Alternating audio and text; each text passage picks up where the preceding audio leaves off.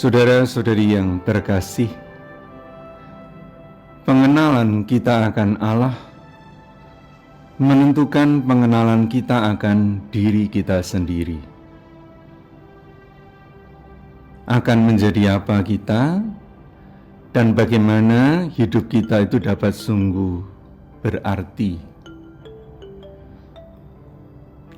Umat dalam perjanjian lama mengenal Allah lebih secara massal, dan itu rupanya tidak cukup.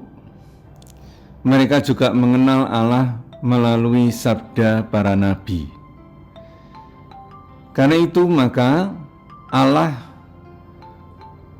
memulai perjanjian baru, yaitu dengan menuliskan pengenalan akan Allah itu di dalam hati kita manusia. Dan karena itulah maka kita dapat menerima kehadiran Allah, Putra Allah, sebagai sesama kita. Sesama karena Allah juga berbicara dalam hati kita sebagaimana dalam hati Putra manusia itu. Petrus mengenal Yesus sebagai anak Allah, Mesias, anak Allah yang hidup. Dan karena itulah maka ia diangkat oleh Yesus sebagai Petrus, batu karang. Dan di atas batu karang itu Yesus mengatakan, akan kudirikan gerejaku.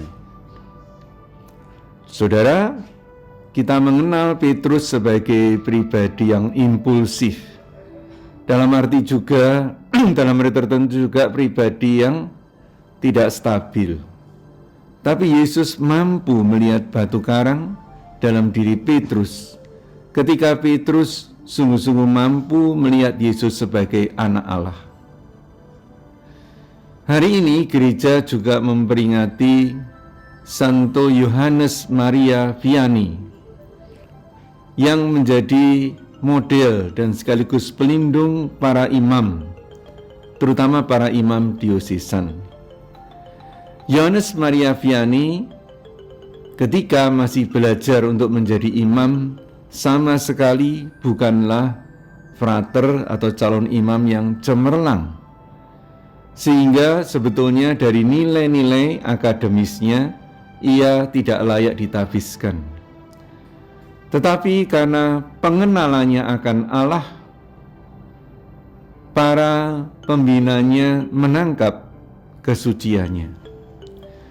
Dan pengenalan akan Allah itu juga yang membuat Yohanes Maria Vianney menemukan panggilan dirinya bukan hanya sebagai imam, tetapi sebagai imam yang mendengarkan pengakuan dosa dalam sakramen Tubat. Itulah yang menjadi pelayanannya yang utama. Dan dari mulut ke mulut, desa Ars, desa kecil di mana dia diasingkan dalam arti tertentu supaya tidak memalukan, itu menjadi ramai sekali karena banyak orang setiap hari datang kepadanya untuk bertobat, untuk menerima pengarahan nasihat dari Yohanes Maria Vianney yang tadinya dilihat sebagai frater yang bodoh. Nah, saudara-saudariku yang terkasih, sejauh mana kita sungguh-sungguh mengenal Allah? Apakah kita hanya puas mengenal Allah melalui tulisan, melalui para nabinya, atau kita mau mengenal Allah sungguh-sungguh secara pribadi dalam diri putranya Yesus Kristus, yaitu dengan hati kita? Karena dalam hati kita Allah sudah menuliskan pengenalan kita akan Dia.